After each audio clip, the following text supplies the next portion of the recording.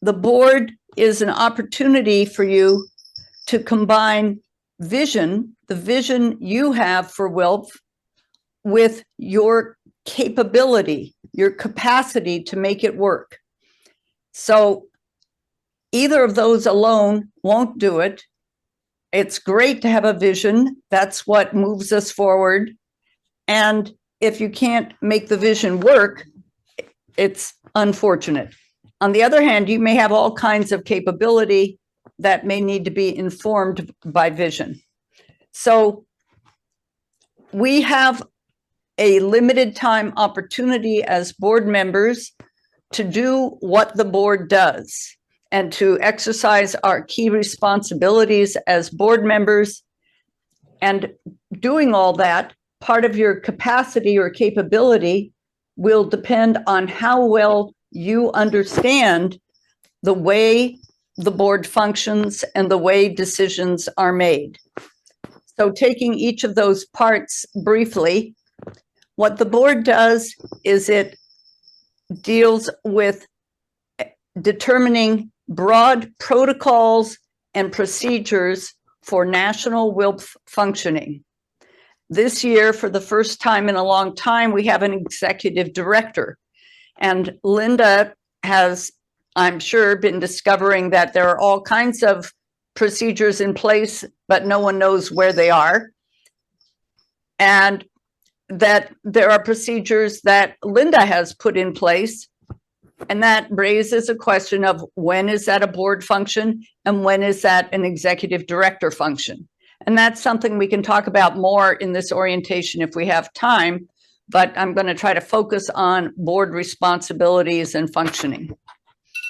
And I'm doing all kinds of timing to stay on track here. Additionally, we have our responsibilities for different committees, most of us. Each board member is a chair of a committee, except for, of course, the president or co-presidents, the past president, and the two at-large board members. So the at-large board members hopefully are eager to volunteer for other committees or other tasks so that we can get work done. The members who are chairs of committees are in charge of thinking through the work of their committees, what needs to be done at this time, what tools we have available as board members in our particular areas to be able to understand, I see your hand, Barbara, just a minute, to be able to understand how the work of their committee is going. So for example, for Eileen, we have reports on numbers of members. For Barbara, we have financial reports. For CC, I'm not sure what we have, and that may be a challenge, but we have contracts with independent contractors and so forth. So Barbara, did you have a question or a comment? Well, another person on the board who has lots of responsibilities, but no committee, of course, is the secretary. Thank you. You're quite right. Yeah, I had quite forgotten that. And I personally think of the secretary as being the one who does have a responsibility for keeping track of board procedures. What decisions, practices, procedures, policies does the board have in place that the secretary might be able to remind people of? Because theoretically, the secretary in taking minutes works with minutes, knows what's in them, and maybe knows what has happened in the past. But thank you. That's a great point. On the question of how decisions are made, there's the easy answer and the more difficult answer. The easy answer is we have a vote on a proposal and the majority wins. That's not really how it works very much. It's a more nuanced procedure. Where do proposals come from? Most often, proposals come from the person who's most connected with the area in which the proposal is being made. So if we have a proposal about program work, that would come ideally from the program chair, who ideally would have already proposed the idea to the program committee, since the board committee chairs all have committees. We benefit from the group thinking of the committee, the group discernment, critique, improvement, adaptation process. So once a board committee or an ad hoc committee, and they're the connection between the board and the ad hoc committees, is not as direct, because the ad hoc committees do not necessarily have a chair who is on the board.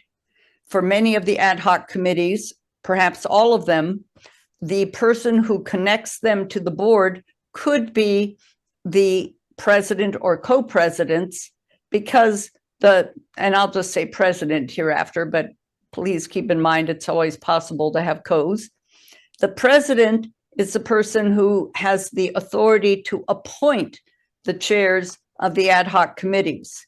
So since they appointed the chairs, they have a certain responsibility to stay in contact with the chairs and with those committees in order to receive and relay to the board the proposals they make. So proposals ideally come from committees. They could also come, for example, from Linda Lowe, our executive director, most likely in consultation with perhaps many committees, perhaps with the co-presidents. Once a proposal has been vetted, so to speak, by a committee, it comes to the board and the board discusses it. Here's where the magic can happen. People raise, I'll call on you in a moment, Barbara, people raise concerns they have, we have discussion, we get the information needed in order to come to a vote. When we come to a vote, when the vote happens, there may be a strong majority. If there's not a strong majority, or if there are a lot of abstains, we get into a kind of a gray area, and the president may decide that, okay, we don't have a strong decision here, we're going to bring this back next meeting or have more discussion or whatever. So that's our 10 minutes for overview and purpose. We will have more time for questions as we go along. Tools and resources. One of the tools that you have is this orientation. And this orientation is supposed to, in part, connect you to some of our WILPF US resources. So I'll talk about a few of the essential documents and where to find them in a moment. Also, we have resources of each other. We have some more senior board members and some newer board members. We have board members who are connected to different committees, even if, for example, Eileen, I know, is on the finance committee. She's not the finance committee chair, but if you have questions about the finance committee and for whatever reason you're unable to reach Barbara, she's on vacation, there's a power outage, you could turn to other resources on the board members who are on the committees. This is one of the many reasons it's helpful to know who has been officially appointed to be on a board or on an ad hoc committee. Those appointments are supposed to be, at least the board committee appointments are supposed to be approved by the board. Of course, they can't be approved until they're proposed to the board. And I hope that at our October board meeting, we will have proposals for appointments for all of the board committees so that we can approve those. With only a few months left in the year, it's still important to know who has been on the committee and who can be a resource for you as a board member when you want more information on what that committee addresses. Obviously, other board members, the senior members, can be a huge help to you. And if you didn't already know it, I'm here to tell you, one of the greatest helps to you can be Chris. Chris Wilbeck has a compendious knowledge of WILPF US. Now, like any of our staff members, her time is paid by the hour. And that's why generally we ask board members not to contact staff that are not in their direct area of responsibility. However, when you have a legitimate question and you've tried the other resources available to you, then staff, and especially, as I say, Chris Wilbeck, may have answers for you. Frankly, Mary Hanson Harrison, who wasn't able to be here today after all, and I, as past presidents, have a whole lot of resources for you as well. When I'm no longer on the board after the end of January, I'll still have those resources, and people are always welcome to contact me. Where to find resources? I've gone, and thank you for that thumbs up, Diane. I've gone through the people who have resources, who have information and knowledge, and then there are certain people who have access to our essential documents. I hope that you feel a little bit of discomfort when I say that, because it's not okay that only certain people have access to our essential documents. So that's part of the reason that I'm working with the website committee, and I expect with Linda Lowe and with Glenn Ruga to get most of our essential documents posted onto our website under About WILPF. So when you are wondering about a procedure, a policy, a practice, a protocol, isn't it handy? They all start with P to help us spur our memories. But when you're wondering about something, try looking on the website under About WILPF.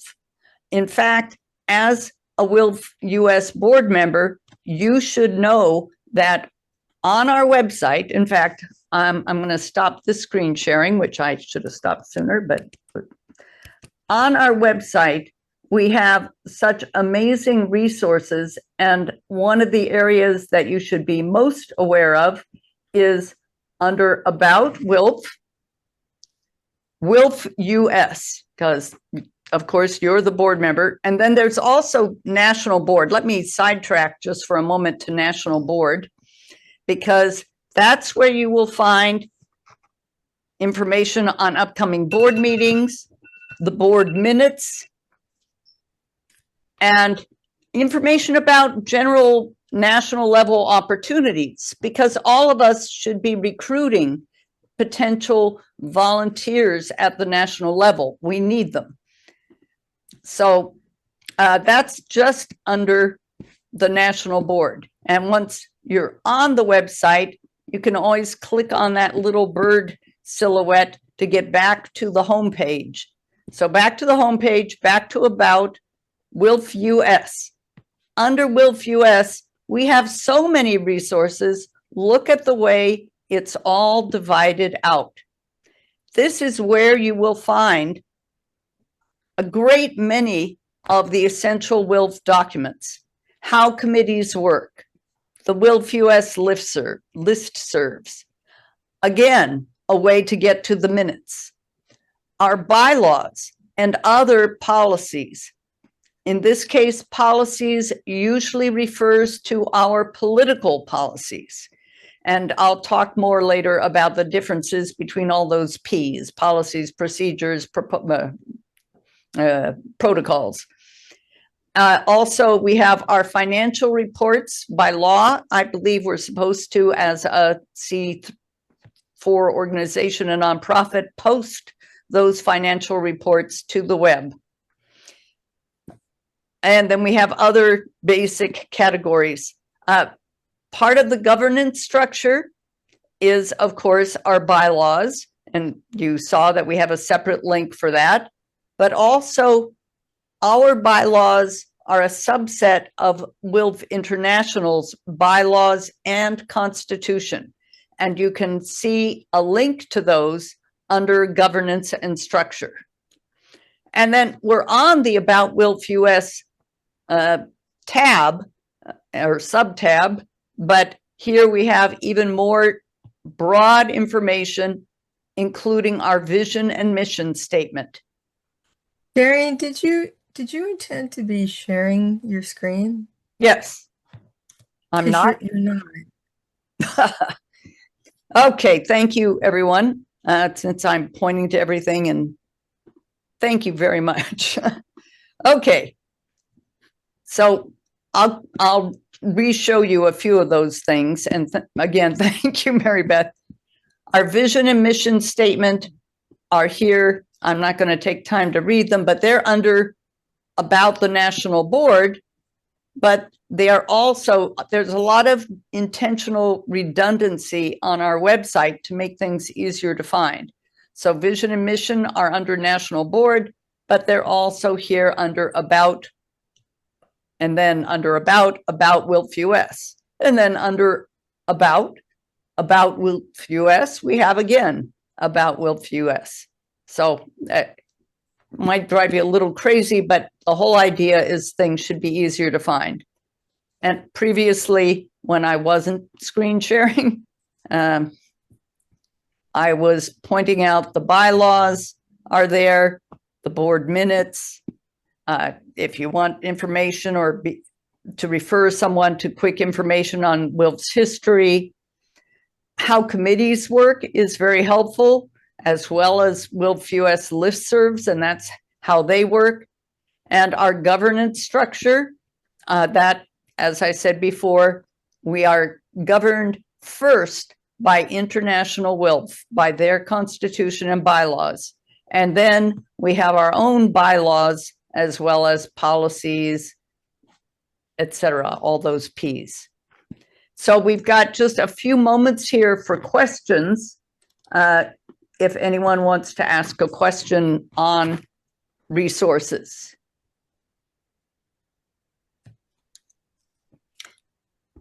Please show an example of a listserv. I'm trying to figure out which ones you're using or putting there. Well, the board listserv is an example of a listserv. Is that okay? So each branch. No.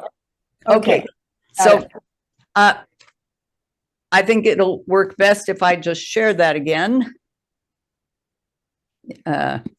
If I could share the right thing, we'll try once more. The listserv, sorry, folks. Share goal. I learned by accident that. Yes. I learned by accident that when you replied, Diane sent out the draft of minutes, and I just clicked reply, and I didn't realize it was going to all of the board. I thought it was just going to her. So I've learned to really check the name. Wonderful. Good point. When you reply to the board listserv, it acts differently from the branches listserv. On the branches listserv, if you hit reply, not reply to all, it will go only to the person who posted that announcement or whatever it was. And that's so that we won't overwhelm the branches listserv with people trying to reply to one person. On the board listserv, we're supposed to be acting together. So when you reply, it goes to everyone on the board. If you want it to go to one person, pull out your board roster and look up their email address and send it to them, not to the whole board.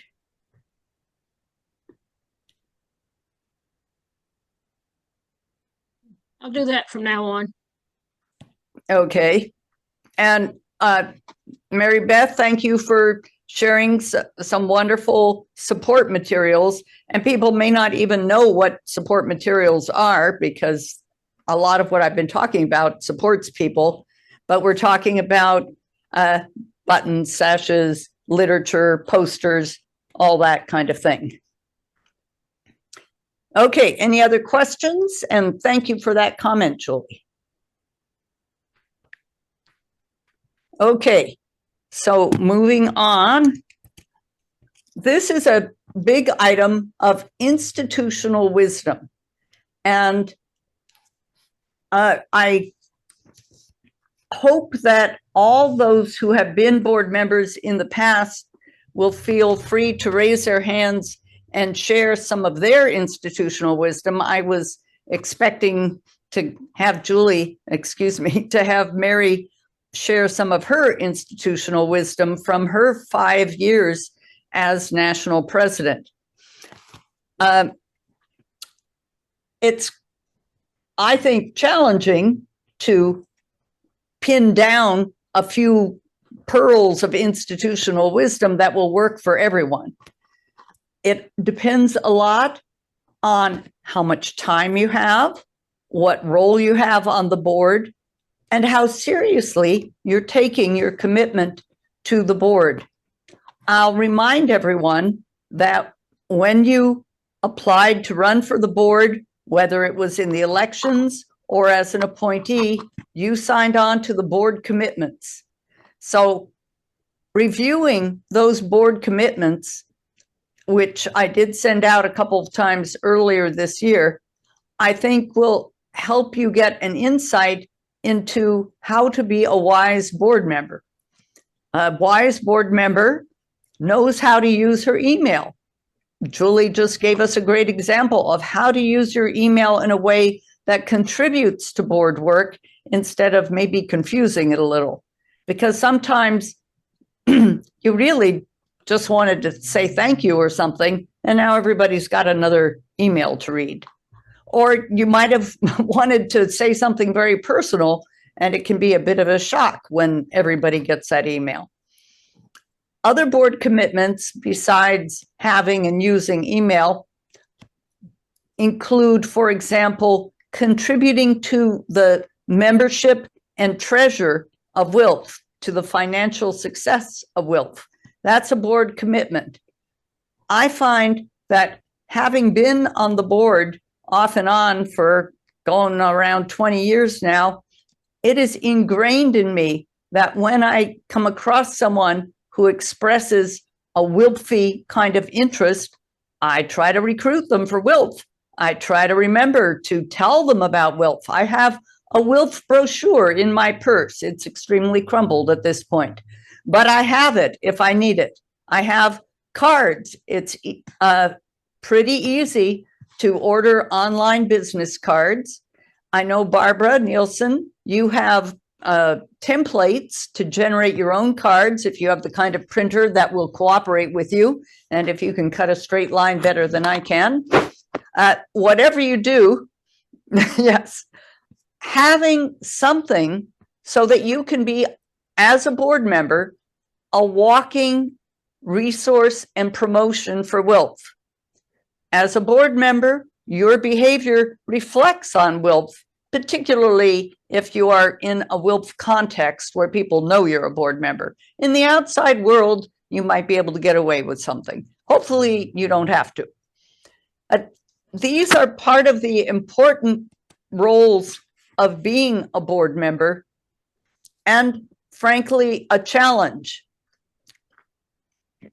Because I know that I'm as human as anyone, and I will say I have sent more than a few emails in my day that I have regretted afterwards.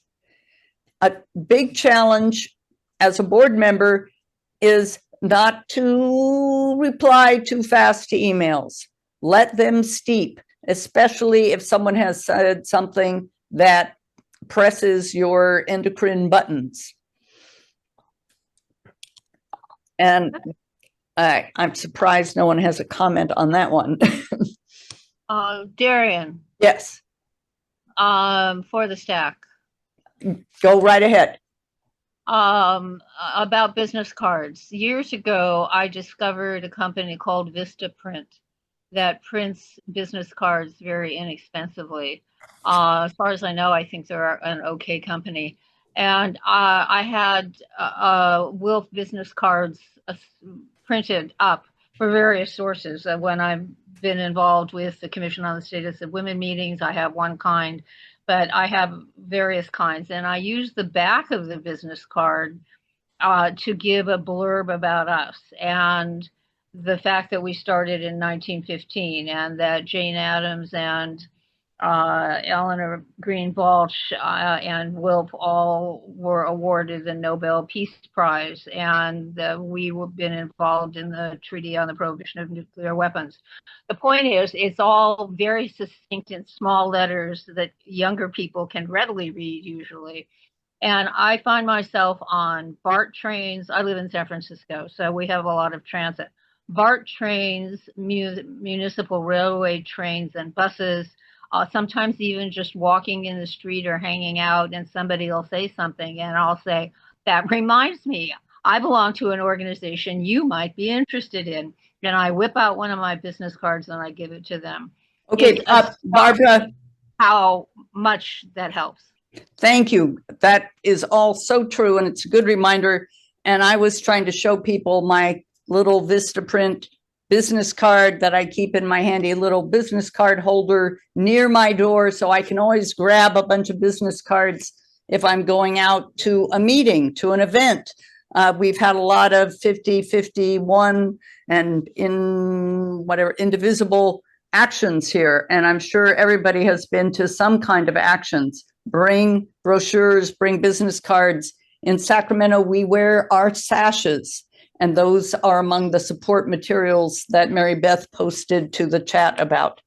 We're running behind. I didn't help by getting caught on the freeway. Mary Beth, you have your hand up. Two things. Early on, I asked for the file for our approved WILF logo in both black and white and color. And it's helped me to have those over the years. If I need to send a letter about board business, I do a lot through the development committee, personalized thank yous or answers to questions or something like that, where people really need snail mail, or an email should look particularly nifty. I think it would be a good idea for all of our board members to have access to those logos if they would like them. And also in terms of spreading the word about WILF, in the international program that we've all been studying, one of their goals from 2022 to 2025 was deeper and more plentiful collaborations with other organizations.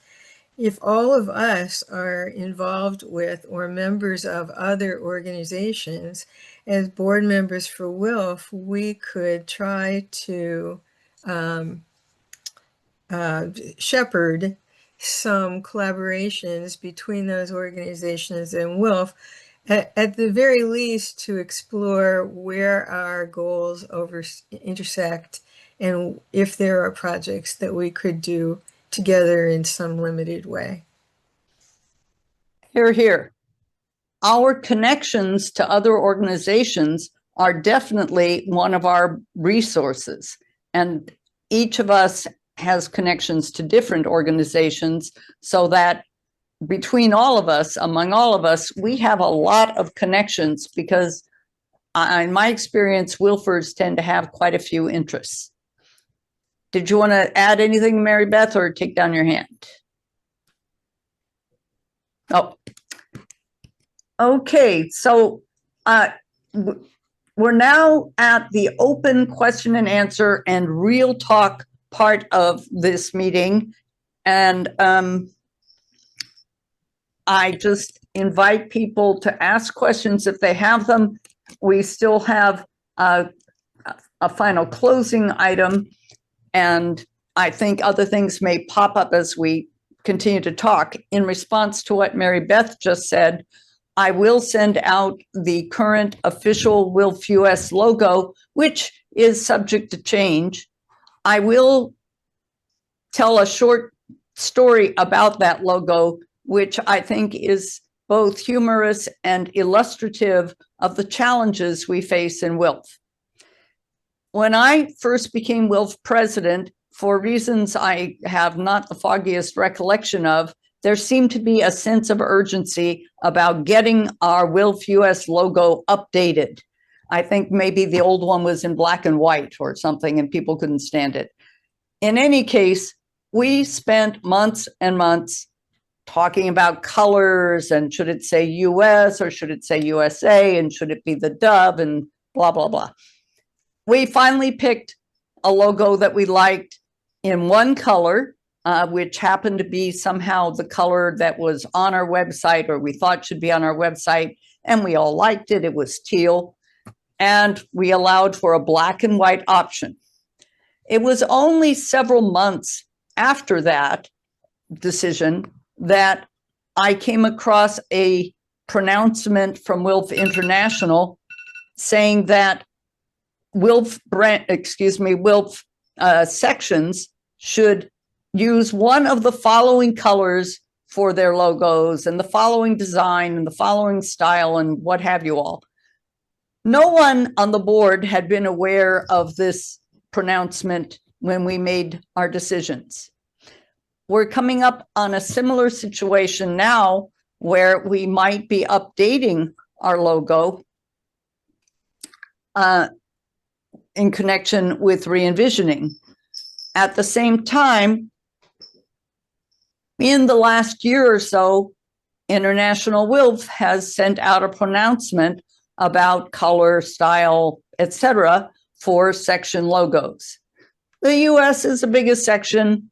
We're number one. We can do what we damn well please is kind of the attitude of some of us with a sense of privilege. But it would be good if we can pay attention to the requests from International, at least be aware of what those requests are as we make decisions in the future. And not just what International says, but what our procedures and policies say. So I will, again, invite your questions. And if we don't have questions right away, I'll talk about the documents I sent out. Tina, saving me. Go right ahead. But you're yeah, well, I would love to know, so two questions. I would love to have that recent pronouncement from International about what it is we should be using. I have been delayed in creating business cards for our branch, so certainly knowing that it will change with our re-envisioning process, but I would love to know where to find that pronouncement from WILPF International. So would I. Okay. Secondly, my question is about the documents that you did just send out. I had no knowledge of them, and I'm interested in, I guess, learning about them, talking about them. I don't know. I don't know why I've never heard of them. Are they what live at in that policies and procedures link at on the website, or are these elsewhere?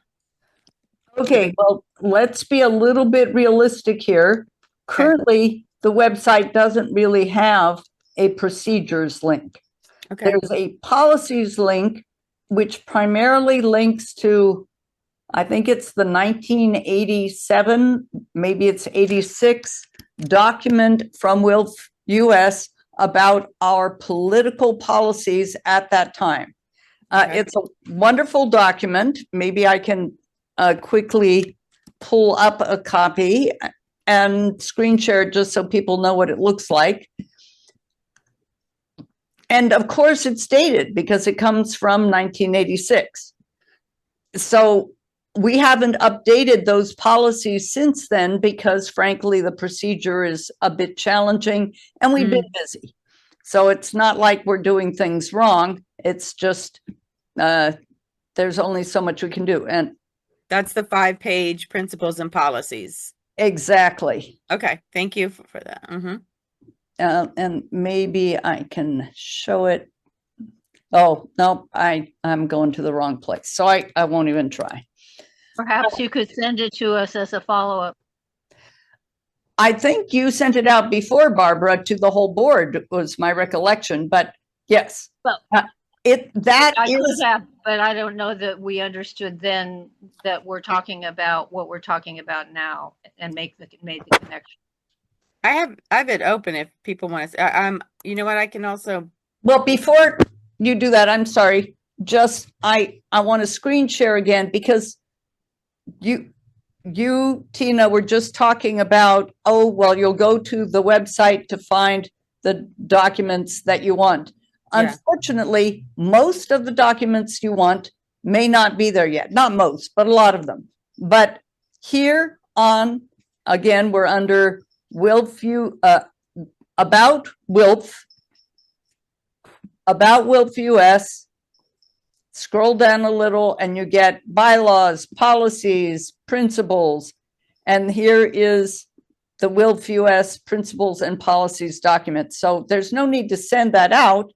Here it is in a much clearer format than the old brochure, though the brochure had its merit. So that is one of the documents available to you with a few clicks on the website. In terms of some of the other documents that I sent out, well, let me just stop screen sharing since I got myself in a hole.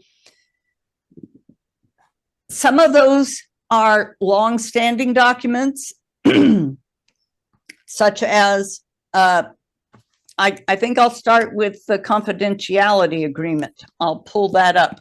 Excuse me, the Conflict of yes, thank you. conflict of interest. Yeah.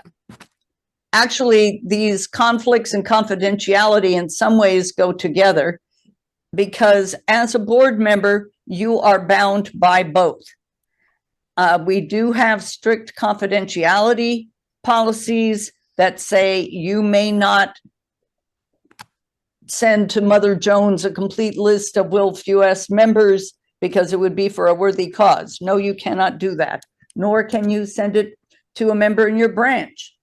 Those names, addresses, etc., are confidential information that are only to be used in specific national WILPF business.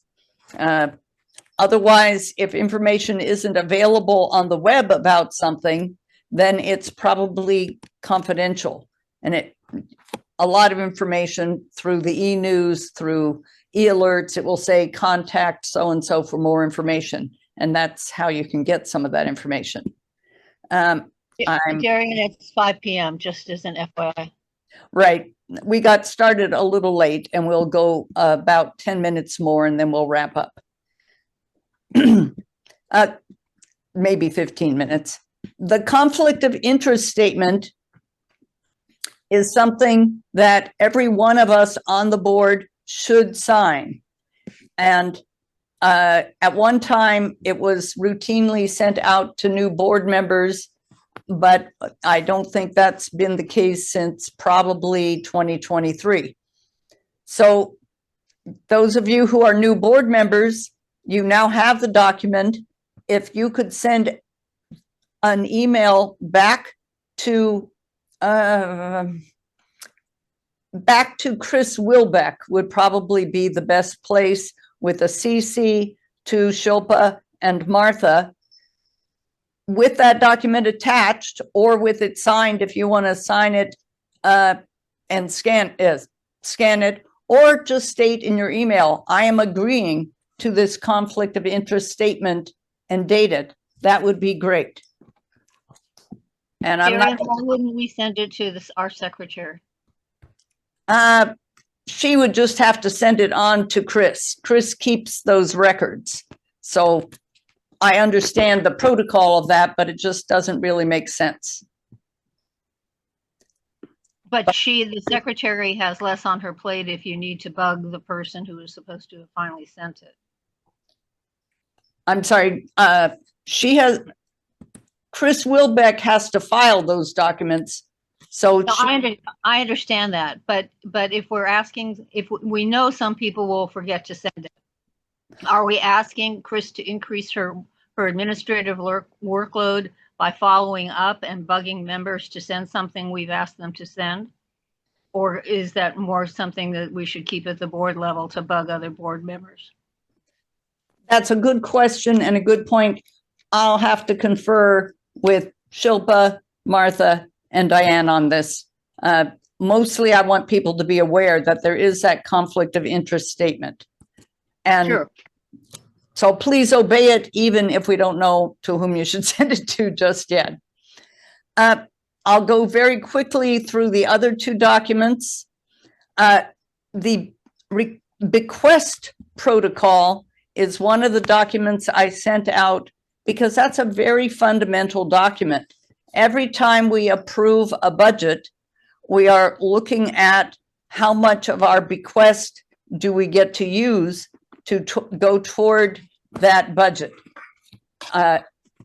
And lately we have had a hard time, as everyone knows, so that we would like to use even more, but we're protecting ourselves from ourselves.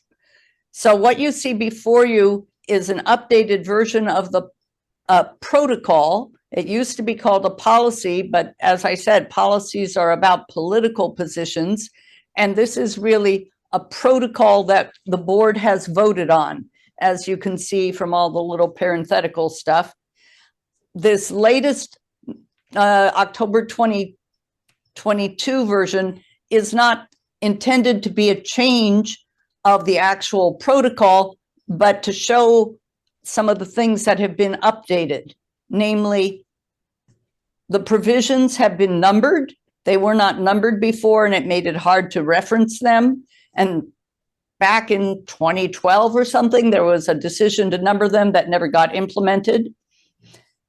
And now that they're numbered, we can easily see that provisions 8 and 9 no longer apply. They don't really need to be included. And sometime we could even vote on having them deleted, but since they haven't been officially deleted, they're included here to show kind of the history. Number 9 is particularly of interest because I don't know, I guess it was back in 2011 that people had this discussion and put in some of the updated information that never got updated. In any case, it wouldn't hurt for the board to evaluate this policy again this year or next year as we figure out our re-envisioning process. And to have an evaluation written by the Finance Committee could be wonderful. Also, in item 10, this is a part of the protocol that I was told from someone who was in a meeting in 2012, well, this was decided upon and it's been included, I believe, in the protocol. I'm not positive, but it isn't established in the minutes. And that's an important point to when you attend a board meeting and you look to review the minutes. We don't all remember everything that happened at every meeting, but it's good to be reminded that, oh, we made a decision and that's not in the minutes. What can we do about that? Let's make sure the minutes contain the decisions we make. So I'm not going to read you the non-crossed out parts. They're pretty straightforward. If you have questions, I'm sure that Barbara or Eileen or Mary Beth are all on the Finance Committee, or Shilpa or Martha could go over that for you. The third document I sent out to you was about standing committees. And that is not a board decision. That is not a protocol. That is not even a procedure. It's simply an explanation of how these things work, so that you as board members, for I think it was item 3 on our agenda, how the board works, understand how the board works. And I'll take only 2 minutes to go over this, and then we'll be wrapping up. But I think it's crucial that people understand how the standing committees work. If only, there we go. And sorry, I didn't remove the highlighting that reflected the latest set of changes. So most of you are chairs of one of the standing committees. The National Congress Committee and the Steering Committee are the 2 committees that are standing committees, but they don't exactly have a chair on the board. One could say that the presidents are the chair of the Steering Committee. And those are all the board committees, the ones listed, because they have board members who are chairs and who conduct the meetings of those committees. And we've had quite a bit of discussion about the difference between the steering committee and an executive committee, which we don't have. And as it says, the frequency of steering committee meetings has varied considerably. So far, we haven't had steering committee meetings this year. Those who have been on the board in the past know that we have them regularly, and you might be in a position to talk about whether we should have more or whether it's great not having them. And finally, I talked about appointments of members to the standing committees and how those should be approved. And we talked about how committees consider proposals. Guests at committees are an important point. They don't have a vote, but they can be people who are interested in joining the committee. Maybe if you're the chair, you're interested in seeing how they perform on the committee, what contribution they make. Good questions, because you as a chair are the one who may get to appoint them, but they don't have a vote and they don't get to come back if they're not invited. If you have a legitimate board-related reason to send an email to a branch, or if you're not a board member, but you're on a committee that has a legitimate reason, then the chair of your committee can approach. At this point, Linda, you'd have to tell me just what the protocol is or the procedure, but you'd have to frame your request, say, here's the email I want sent to all the members of branch X because the board or the committee is seeking to do X. That would go normally to the president, and the president would say, oh, that's legitimate, and send it on to Glenn. And Linda, you may be on that path somewhere. I'm not sure of that. In any case, Glenn can send out the email to all the branch members. He can send it out to everyone in the state of Minnesota. He can send it out to 3 states or 5 zip codes or so forth. But when you get to those complexities, he has to work with Chris to do that. He has to get the list from her. So this doesn't happen overnight, and it takes a little while, but it's all possible through proper use and understanding of what the WILPF US resources are. So, And what if they don't respond to emails and you need a phone number? That's a policy question that goes beyond the conversation right now. Yeah, thank you, Barbara. That's well said. But basically, we do what we can. And there are ways to work that out. Tina, you're muted, and then go on. Well, I was not aware of this confidentiality policy, and I assume that in addition to,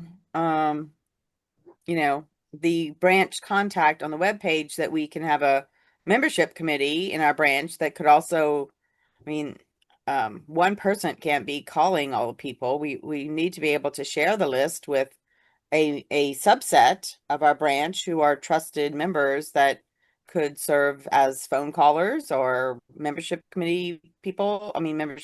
Branch membership people, whatever we call them. So when I talked about the confidentiality policy, I said things should be confidential unless they're being used for WILPF US purposes. Okay, got it. But that was national WILPF US purposes. And if you're in a branch, if you are on the membership committee, or if you're the membership chair, or if you're volunteering to assist the membership committee, and you are known to the branch, then for your own branch's members, those names that you are supposed to contact as a member of the committee, they'll give you 7 names or whatever, you can get that information. Okay, thanks. I will tell a brief anecdote showing some of the risks here. In my branch, for years, we were trying to improve our phone tree back in the days of phone trees. Yeah. And we couldn't get anyone to take on the job of, okay, how does it all work?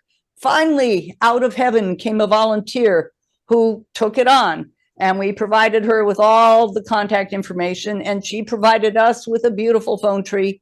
and then vanished from the face of the earth so that she could report to the FBI or something. So it is helpful to know to whom you are giving or sharing information. But we appreciate her work. We used to provide to every branch leader on a regular, I think it was either once or twice a year, a regular list of their members with their contact information, Right. and their paid status, and when their membership was about to lapse. We're And doing that monthly now, Mary Beth. It's fine. Okay. I get a copy as well. Okay. And Tina, just FYI, when our branch was trying to reach everybody in our branch, the two people who helped me make those calls signed a confidentiality statement and sent it in to Chris. It was a no-brainer, easy. Okay, I just didn't know about it, so yeah, I can talk to them about it. I'm shocked, Tina, that you would violate a policy, or excuse me, a protocol just because you didn't know it existed. That's no excuse, ignorance of the law. Okay. I would love to continue this, but I need to leave. So I thank you very much for this informative presentation.